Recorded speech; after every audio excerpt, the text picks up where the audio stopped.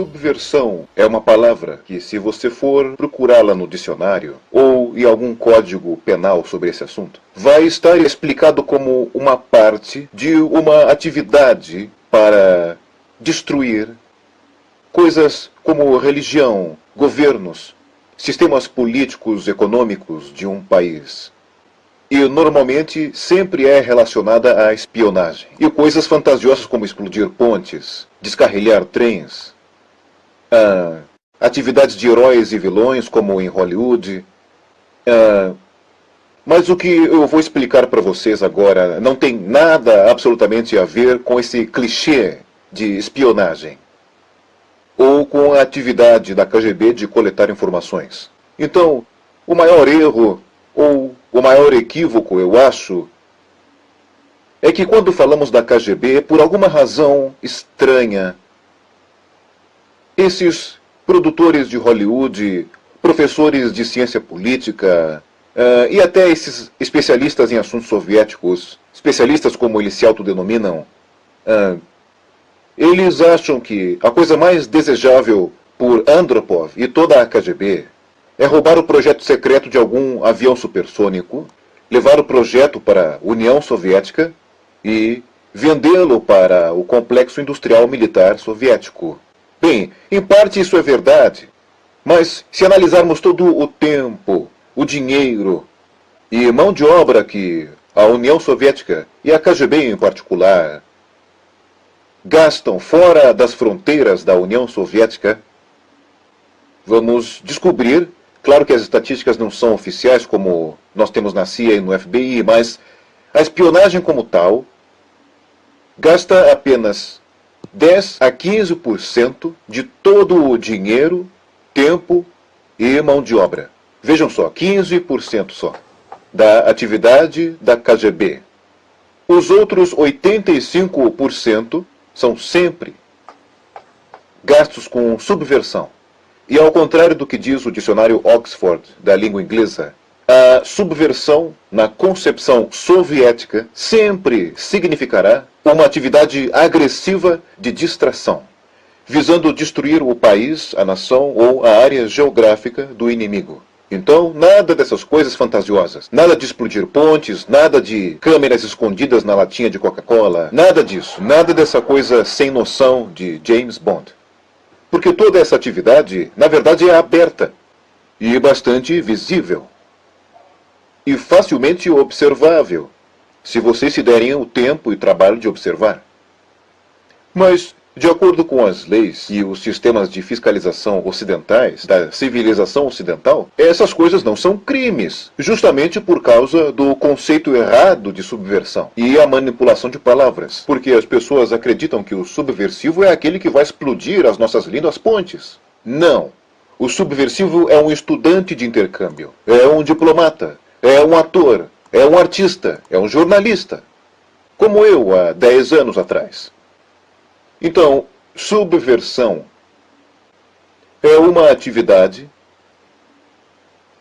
como uma via de duas mãos, pois não se pode subverter um inimigo que não quer ser subvertido.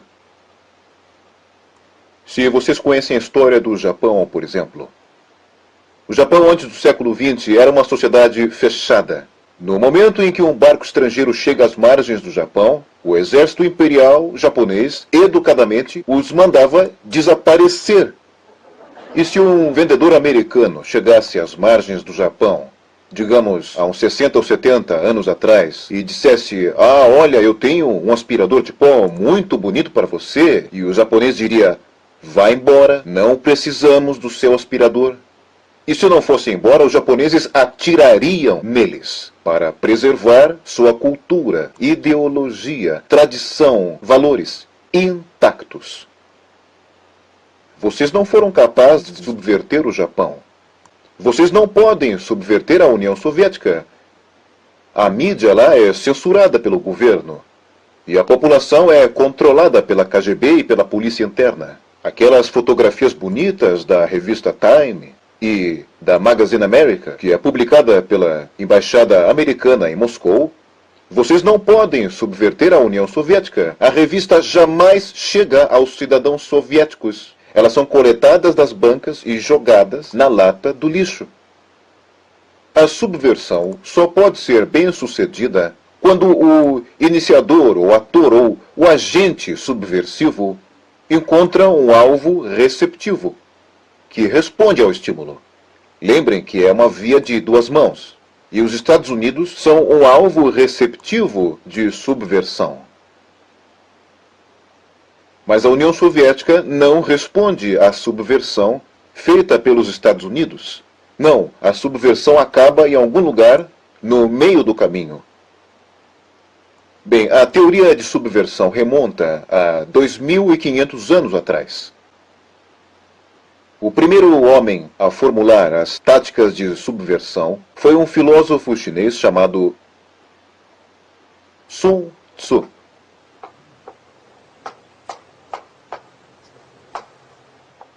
2.500 anos atrás. Ele foi conselheiro militar de várias cortes reais da China antiga. Uma vez ele disse, depois de uma longa meditação, que implementar políticas estatais de uma maneira belicosa é o jeito mais contraprodutivo, bárbaro e ineficiente, ou seja, ter que lutar no campo de batalha. A guerra é apenas continuação das políticas estatais. Então, se você quer implementar a sua política estatal, e para isso você vai à guerra, essa é a maneira mais idiota de se fazer. Porque a grande arte da guerra é não precisar ir à guerra, mas sim subverter tudo o que há de valor no país do inimigo, até chegar o momento em que a percepção da realidade do inimigo se deteriora, até o ponto de ele não perceber você como o inimigo, para que ele ache que o seu sistema, que a sua civilização, que as suas ambições pareçam para ele uma alternativa, se não desejável, pelo menos aceitável. Como eles dizem, antes comunista do que morto, né? Esse é o propósito final da subversão, depois da qual você pode simplesmente conquistar o seu inimigo, sem disparar um só tiro. Isso se a subversão for bem sucedida. Então a subversão basicamente é isso. Não há uma menção sequer sobre explodir pontes. Sun Tzu não sabia nada sobre explodir pontes. Talvez ele nem tivesse tantas pontes na época dele. Mas o básico sobre subversão está sendo ensinado a cada aluno da KGB na União Soviética. Eu não sei se o mesmo autor está sendo incluído na lista de leituras para os oficiais americanos, sem contar os estudantes comuns de ciência política. Eu mesmo tenho dificuldades em achar traduções de Sun Tzu na biblioteca universitária, lá em Toronto e também aqui em Los Angeles. Mas na União Soviética isso não é opcional, essa leitura é forçada a cada estudante, a todo estudante que possivelmente terá que lidar na sua carreira com estrangeiros. Então, o que é subversão? Basicamente consiste em 4 períodos de tempo. Então, se está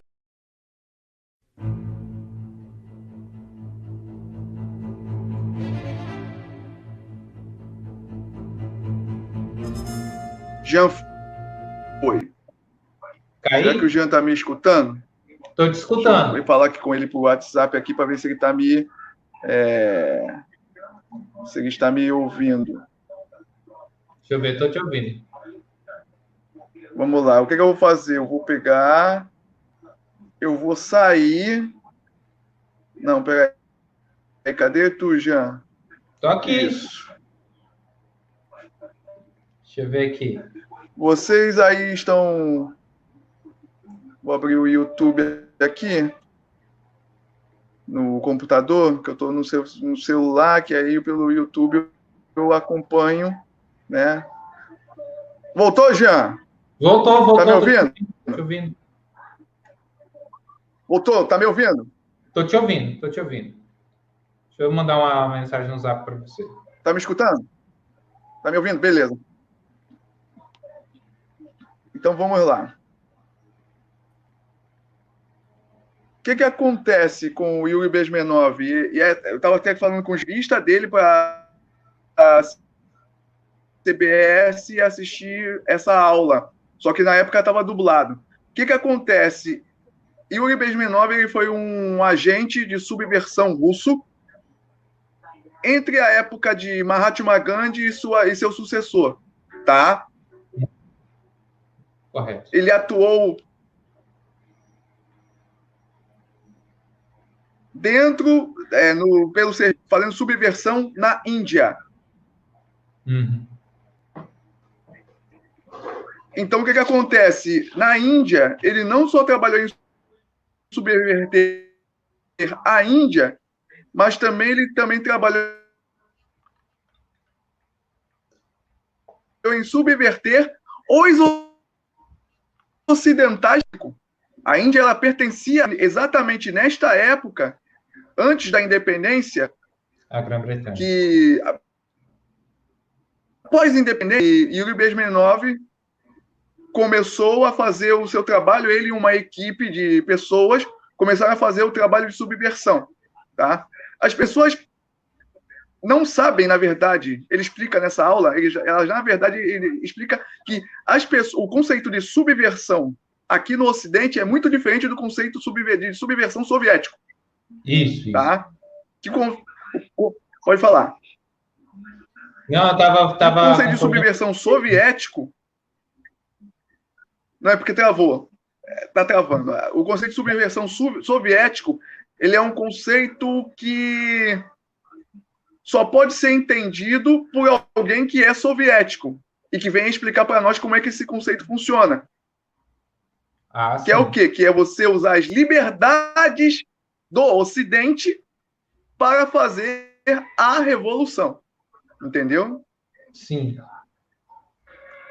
E aí o Yuri Bezmenov, ele fazendo esse trabalho de subversão, porque, por exemplo, as pessoas acham que existe ex-agente cubano, ex-agente da KGB. Só existe ex-agente da KGB se você exatamente fazer que nem Yuri Bezmenov. Você pegar, fugir daquele país onde você está realizando a subversão, fugir, não voltar para a Rússia e ir para um país completamente inimigo da Rússia. Entendeu? Por exemplo, um exemplo claro de agente de subversão ocidental que atuou nos Estados Unidos e que está hoje na Rússia esse camarada que é amigo do Glenn. Eu esqueço o nome desse cara. Esse cara que está na União Soviética, em asilo político na União Soviética, amigo do Glenn, cara. Snowden. Edward Snowden. O Snowden. O Edward Snowden. Edward Snowden. Isso, está na Rússia. É um agente de subversão. Entendeu? Ele não poderia fugir para Porto Rico, ele não poderia fugir para Inglaterra, ele não poderia nem sequer ir para o Havaí, nem para o Japão. Ele tinha que fugir para a União Soviética. Sim, senão ele seria extraditado assim que ele pisasse. Entendeu como funciona? Sim.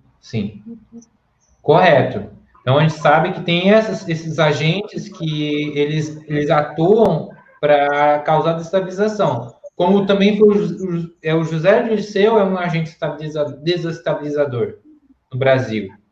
O José Dirceu foi treinado pela inteligência cubana. Quem está por trás do Lula sempre foi José Dirceu, né? Mas continua, gente, continua.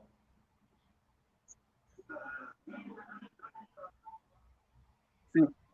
Exatamente isso levanta mais ainda, Jean, até está por trás de toda a desestabilização do Brasil, toda a subversão do Brasil, desde que ele se tornou agente cubano. Porque a subversão ela é um processo de 4 fases. Tá? Então, ele, como agente cubano ativo aqui no Brasil, ele pegou e participa ativamente desse processo de subversão, tá? Da nação brasileira. E, por exemplo, pode botar aí, Jean. Beleza. Show. Ó, aqui são todos os métodos. Ah, eu tô com ele aqui aberto aqui. Ó, processo de subversão, né? A gente começa desmoralizando, né, para começar a crise, ó, vem pelas ideias, na estrutura social, na vida, depois vem a desestabilização, né, o que acontece de fato, vem a crise, ó. Então vem aqui, desmoralizar, destabilizar, acontecer a crise, depois vem a normalização. Isso já está acontecendo no Brasil, né? Você quer comentar um pouco sobre isso aqui? Você está conseguindo ver legal? Vamos lá, porque isso aí, nós temos que entender onde nós estamos, mas o porquê nós chegamos a esse ponto. Correto, Sim, Jean? correto. Por exemplo, dia. o que fizeram para que nós cheguemos a esse ponto? Por exemplo, vamos primeiro desmoralizar.